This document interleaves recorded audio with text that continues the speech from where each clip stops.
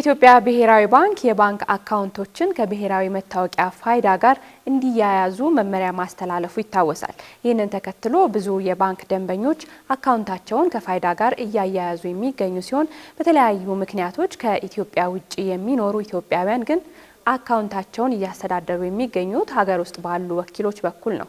በመሆኑም በጊዜያዊነትም ሆነ በቋሚነት ከኢትዮጵያ ውጪ የሚገኙና በኢትዮጵያ ባንኮች ውስጥ አካውንት ያላቸው ደንበኞች ፋይዳ መታወቂያ ማግኘት የሚችሉት እንዴት ነው? ባንኮችስ እነዚህን ደንበኞች እያስተናገዷቸው የሚገኙት እንዴት ነው? የሚሉትን ጥያቄዎች በማንሳት ባልደረባችን አጥናፉ አበራ ከባንክ ባለሙያና ከብሔራዊ መታወቂያ ፋይዳ አገልግሎት የስራ ኃላፊ ጋር ቆይታ አድርጓል። እሱን ተከታትለን እንምጣ። ደንበኞች ለሚፈልጓቸው የተለያዩ አይነት የባንክ አገልግሎቶች የተቀላጠፈና ወቅቱን የጠበቀ አገልግሎት ከማግኘት አኳያ ከፋይዳ ጋር መያያዙ ያለው ዋናው ጥቅም ምንድነው ማለት ይቻላል? ከፋይዳ ጋር መያያዙ በጣም ትልቅ ጥቅም አለው። አንደኛ ለምሳሌ አንድን ባንክ ራሱን ውሰደው። ያ ባንክ ላይ ያለ ደንበኛ የተለያዩ አገልግሎቶችን ይጠቀማል። ስለዚህ ሲጠቀም አንድና አንድ ወጥ የሆነ መረጃ ማግኘት የሚቻለው እንደዚህ አይነት ዩኒክ የሆነ ልዩ የሆነ መለያ መረጃ ሲኖረው ነው።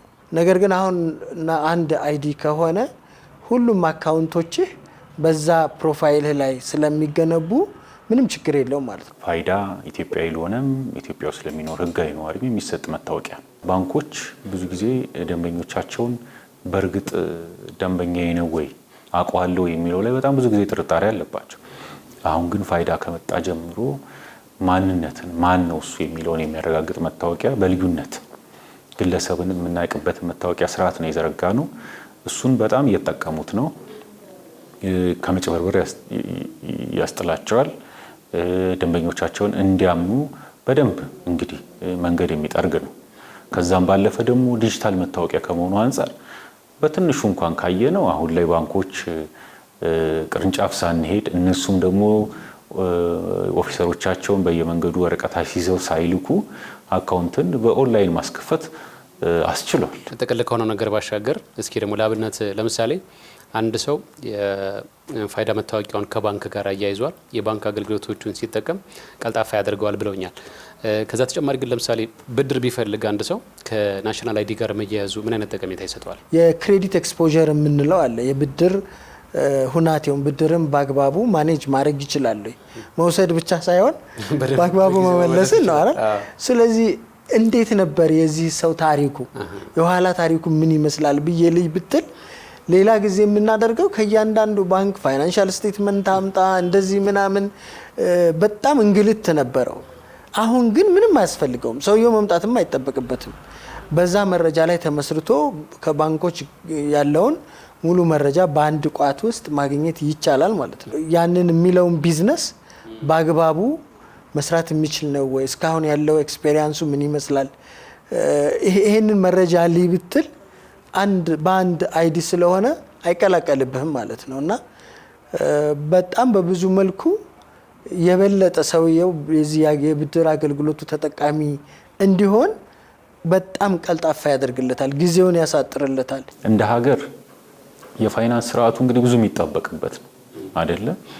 የፋይናንስ ስርዓቱ በደንብ የማይታወቅ ምን ያህል ደንበኛ አንድ ባንክ አለው፣ ምን ያህል ብድር ለአንድ ዩኒክ ለሆነ ደንበኛ ሰጥቷል፣ ምን ይመስላል የሚለውን ነገር እንደ አንድ የፖሊሲ ዲሲሽን ሜከር እንደ መንግስት መታወቅ ካልቻለ አይደለ ጣጣው ብዙ ነው።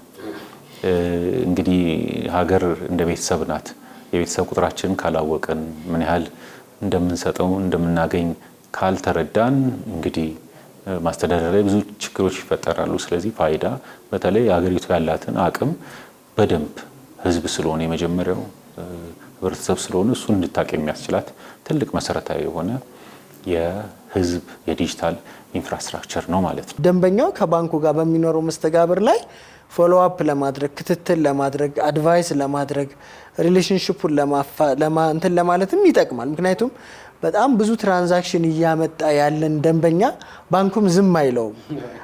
ተከታትሎ ከዛ ጋር ያለውን ፓርትነርሺፕ ስኬል አፕ ያደርጋል። ስለዚህ በብዙ መልኩ ይሄ በጣም የተሻለ ሁኔታን ይፈጥራል ብዬ ነው የማስበው። ፋይዳ ለአገልግሎት ነው።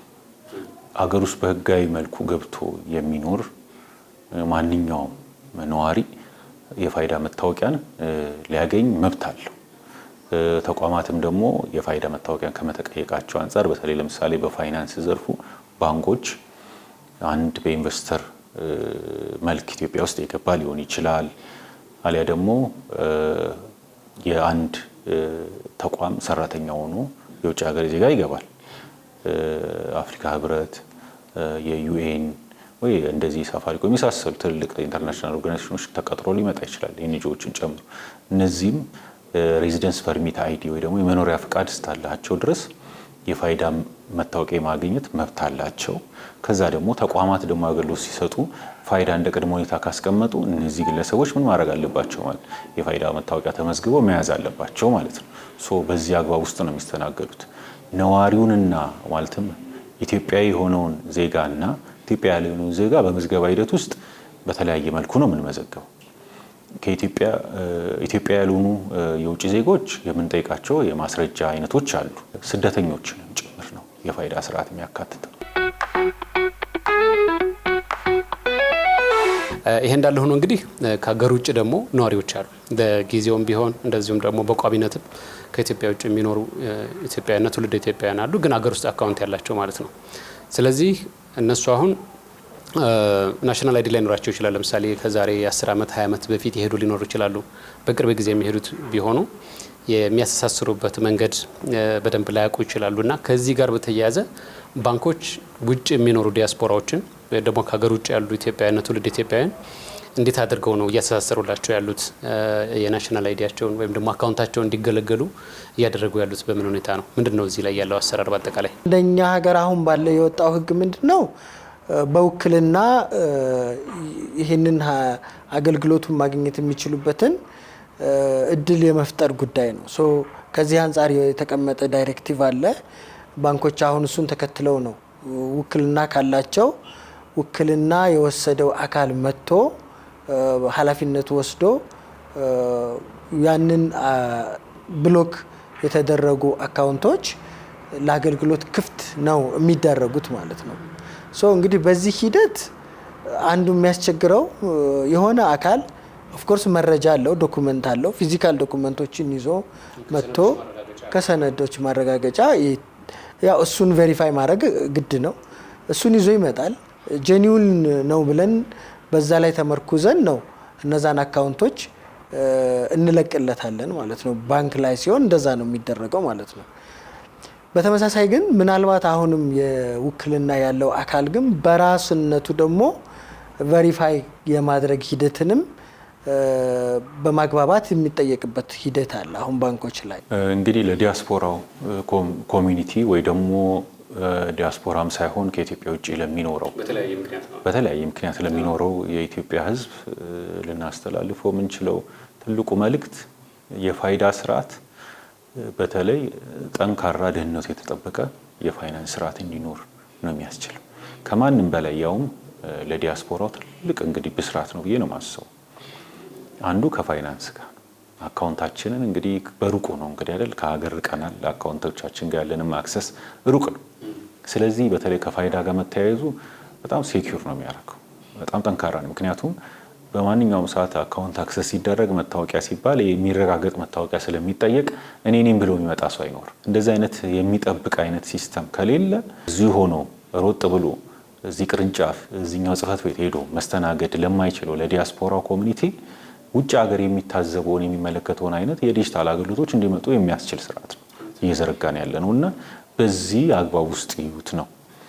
ሌላው ያው አሁን ላይ የፋይዳ ምዝገባ በሀገር ውስጥ እንዲሁም ከሀገር ውጭ በፓይለት ደረጃ አረብ ሀገር ውስጥ በምትገኘው የዩኤ ዱባይ እና አቡዳቢ ላይ ብቻ ነው ምዝገባ እየተደረገ ያለው።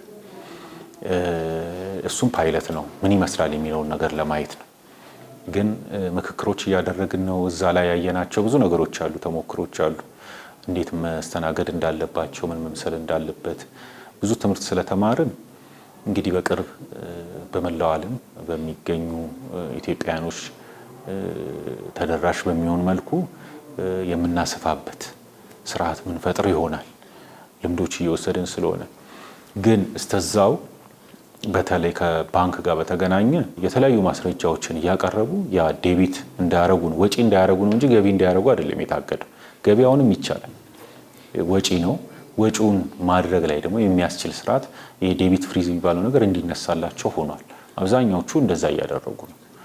ትልቁ ነገር ግን መገንዘብ ያለባቸው እዚህ ጋር ምንድነው፣ አንደኛ በቅርብ ወደ እነሱ እንደምንመጣ፣ ሁለተኛ ከአካውንት ጋር በተገናኘ ከየትኛውም ህብረተሰብ ክፍል በላይ ብዙ ዋጋ የከፈለው ዲያስፖራ ኮሚኒቲው ነው። ምክንያቱም ሩቅ ስለሆነ የለም ስለሚባል አጭበርባሪዎችም እነሱን ታርጌት ያደርጋሉ። አይደለም ረጅም ጊዜ ውጪ የኖረና አንድ ሳምንት አንድ ወር ሲወጣ ራሱ ብዙ ነገር ነው የሚፈጠርበትና እነሱን ፕሮቴክት ለማድረግ ነው። በአብዛኛው ከማንም በላይ ፕሮቴክት የሚደረጉት እነሱ ናቸው ብለን ነው የምናስበው። በተለይ እንደዚህ አይነት ጠንካራ የሆነ የመታወቂያ ስርዓት በመምጣቱ